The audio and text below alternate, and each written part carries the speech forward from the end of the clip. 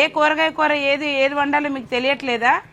Taste తెలియట్లేదా? నువ్వేమన్నా 100 మందికి వండుతున్నావా? ఒకసారి వెళ్ళు. 500-600 మందికి వండారు మధ్యాహ్నం హాస్టల్లో. ఎలా వండారు? పప్పు, ఆకుకూర, వంకాయ కూర ఎలా వండారు ఒకసారి నేర్చుకోండి. ఏంటా నిర్లక్ష్యం? ఎవరనుకుంటున్నారు? అమ్మ బాబు లేరు, దిక్కు దేవానం లేదు, అడిగే దిక్కు లేదు, నిర్లక్ష్యమా అది? మీ పిల్లలకైతే అలాగే పెడతారా? వాళ్ళ అన్నం కూడా ఒక పిల్లల ప్లేట్లో ఇంకో పిల్లలకి వేస్తున్నారంటే ఎంత దిగజారిపోయారమ్మా మీరు. వారానికి కనీసం 6 గుడ్లండి, వారానికి కనీసం 3 గుడ్లు కూడా పెట్టరంట.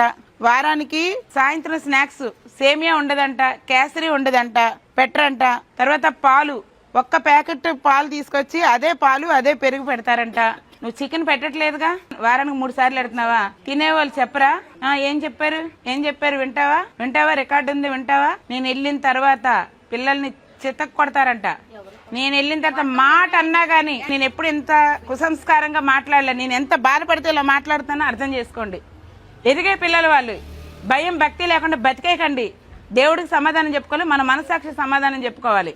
మీకేం తక్కువ చేస్తుంది గవర్నమెంట్? ఎంత పంపిస్తుందమ్మా? 45 మంది పిల్లలకు వండి పెట్టుకోలేకపోతున్నారా? మెనూ ప్రకారం పెట్టలేకపోతున్నారా? మీకేమన్నా బానిసలు అనుకుంటున్నారేంటి? కొట్టడానికి తిట్టడానికి. పిల్లకి చెస్ట్ మీద కొట్టావంట, కర్రతో కొడితే ఇదంతా వాసిపోయిందంట. ఏంటది? ఈవిడేది కొత్త ఆవిడ జాయిన్ అవుతున్నావమ్మా, చాలా సీరియస్ గా ఉంటది. నువ్వు ఎక్కడ చేసి వచ్చావో నాకు తెలీదు, నీ క్యాడర్ ఏంటో నాకు తెలీదు, నువ్వు ప్రమోషన్ మీద వచ్చావో నాకు తెలీదు. నువ్వు ఒక ఆడదానివి, నువ్వు ఒక అమ్మవి, అర్థమవుతుందా? ఆడదయ్యి అమ్మే న్యాయం చేయలేకపోతే మొగోలు ఏం పట్టించుకుంటారు? ఆ స్థానం తీసుకొని ఈ 45 మంది పిల్లలకి కడుపు నిండా అన్నం పెడతావా? మెనూ ప్రకారం పెడతావా? రోజు గుడ్డు ఇవ్వాలి, రోజు పాలు ఇవ్వాలి. సార్, నాకు as early as possible action తీసుకోండి. వాళ్ళిద్దరిని తీసేయండి, వేరే వంట వాళ్ళని పెట్టండి. వాళ్ళిద్దరు ఇక్కడ రావడానికి వీల్లేదు. ఇవిడిని మార్చేస్తారు, ఎలాగో ఇవిడ వస్తుంది, ఇమీడియట్ గా మార్చేయండి, వేరే వాళ్ళని అలర్ట్ చేయండి. పిల్లల్ని ఏమన్నా అన్నట్టుంటే నా నెంబర్ ఇచ్చాను వాళ్ళకి, వాళ్ళు ఫోన్ చేస్తే చచ్చారా నా చేతిలో. నేను ఎంతో దూరంలో ఉండను, చాలా దగ్గరలో ఉంటాను, మా జిల్లా పక్క జిల్లానే. 1 గంట నాది కాదనుకుంటే వచ్చేస్తాను. వీళ్ళెవ్వరు కూడా నాకు అక్కర్లే, నా చెయ్యి చాలు, చచ్చిపోతారు నా చేతిలో. నెల డ్యూటీకి వచ్చిన మీరు ఏం కనిపెట్టారు ఇక్కడ అని అడుగుతున్నాను నేను. ఏమంటే పిల్లలు ఎలా చదువుతున్నారని ఒకటి చెప్పారు కారణం, అది అడుగుతానండి అని చెప్పారు. వంటగదికి వెళ్ళి వంట చూస్తానండి అని చెప్పారు. పిల్లలకి ఫుడ్ ఎలా వండుతున్నారో, ఎలా ఉంటుందో మెనూ డివేట్ అవ్వకుండా వండుతున్నారా లేదా అని చూస్తున్నారు, అడుగుతున్నారు. మీకేం చెప్పారు వాళ్ళ సమాధానాలు? కర్రీ ఒకటి బాగోలేదు, కర్రీ సరిపోలేదు అని చెప్పారు. ఇంకంతే, ఇంకేం చెప్పలేదు. మీరు ఆవిడతో మాట్లాడారా? ఏమంది ఆవిడ? చాలా బతికిపోయావు నువ్వు ఈరోజు, రేపు ట్రాన్స్ఫర్ అయిపోయి బతికిపోయావు. నా చేతిలో చచ్చిపోయేదాన్ని. అసలు ఎక్కడికి వెళ్తున్నావో నేను మాత్రం వదిలిపెట్టను. ఆవిడ ఎక్కడికి వెళ్తుందో రిపోర్ట్ నాకు చేయండి. అది కూడా ఎప్పుడో ఒకసారి, ఒక్కొక్క వారం చికెన్ కూడా ఉండదు, ఆదివారం కూడా వంకాయ కూర ఏదో కూర వండుతారు. ఏమ్మా చదువుకున్నట్టున్న బూతులు మాట్లాడుతున్నావంట, నోరా అసిద్ధం అది? అన్నం తింటావా, గడ్డి తింటున్నావా? ఏ పిల్లల్ని ఎందుకు మాట్లాడుతున్నావు? బూతులు ఎందుకు మాట్లాడుతున్నావు? బూతులు ఎందుకు తిడుతున్నావు? ఏది ఇంకో అమ్మాయిని పెట్టుకున్నావు ఉంటారు అమ్మను? చక్కగా ఎంత అనకూడదు కానీ పతివ్రతలాగా చెప్తున్నావు. 3 సార్లు పెడతాను, 125 గ్రాములు చొప్పున పెడతానని. నేను ఇంకా తగ్గించండి, 105 మన లెక్క ప్రకారం అని చెప్పాను నేను. వాళ్ళు కనీసం వారానికి ఒకసారి పెట్టరు మేడం, ఒక్కొక్కసారి వారం పెడతారు, ఒకసారి వారానికి ఒకసారి కూడా పెట్టరని చెప్తున్నారు. ఇలాంటి వాళ్ళు వేస్ట్ అండి. చదువుకుని బోల్డ్ మంది ఖాళీగా ఉన్నారు, ఉద్యోగాలు చేసుకోవడానికి రెడీగా. తీసేయండి వీళ్ళందరినీ. అన్నం ఏమన్నా పోయే కాలం అమ్మా మీకు? అన్నం పిల్లలు, పసిపిల్లలు ఆకలితో పడుకుంటున్నారా? ఒకరికి ఎవరికైనా చాలేదంటే ఇంకో ప్లేట్ లో కొంచెం అన్నం ఉంటే గుప్పుడు తీసి వాళ్ళకి వేసుకోమంటున్నారా? ఏం పోయే కాలం అమ్మా మీకు? తిన్నది అరక్క కొట్టుకుంటున్నారా, లేకపోతే మీకు ఎక్కువ తక్కువ అయిపోతుందా?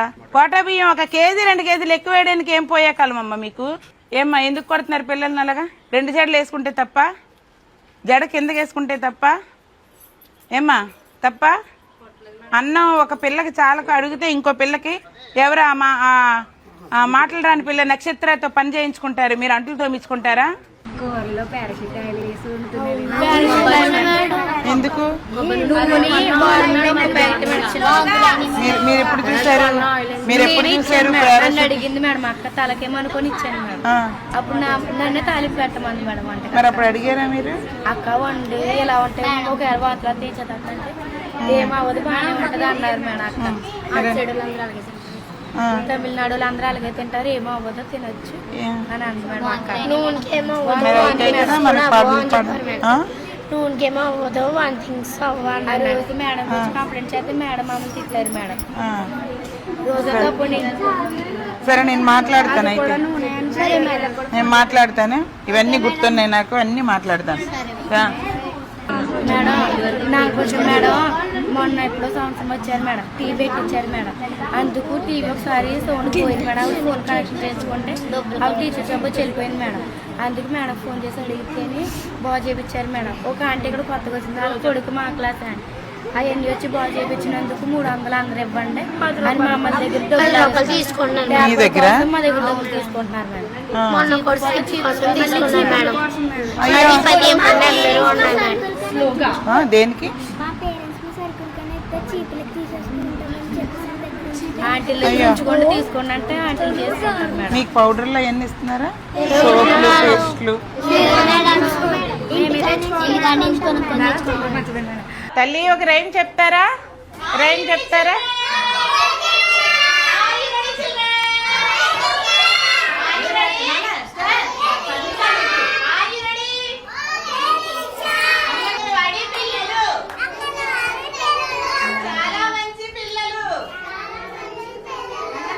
ఇస్తున్నారమ్మా గర్భిణీ బాలింతలు 16 మంది మేడం గారు వచ్చినాయండి చిక్కీలు.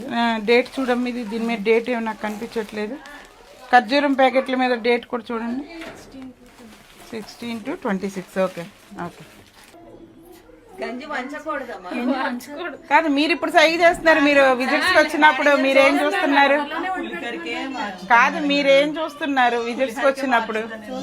నేను ఆవిడకి ఇవ్వను, మీకే ఇస్తాను. మేము ఆవిడకి ఇవ్వను, మీకే ఇస్తాను. అసలు గంజి నువ్వు ఈ రోజే వంచాను అంటున్నావు, దానికి గ్యారంటీ ఏంటి? నువ్వు గంజి ఉంచడం అలవాటు అయిన వాళ్ళు ఇందులో ఉంచుతాను మేడం అని చెప్పి చూపించారంటే ఈ రోజు కాదు రోజు ఉంచుతారని అర్థం కదా. గంజి వంచకూడదని మీకు ఇప్పుడు దాకా తెలీదా? మీకు మీ సూపర్వైజర్ చెప్పట్లేదా? మీ సిడిపిఓ గారు చెప్పరా? కుక్కర్ అంటారేంటమ్మా? ఇక్కడ కుక్కర్లు ఎక్కడ ఉన్నాయి? గిన్నెలు ఉంటే